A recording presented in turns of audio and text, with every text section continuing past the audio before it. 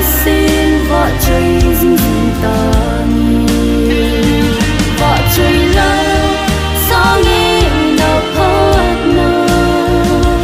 sầm lê nghe nơi lâu pi na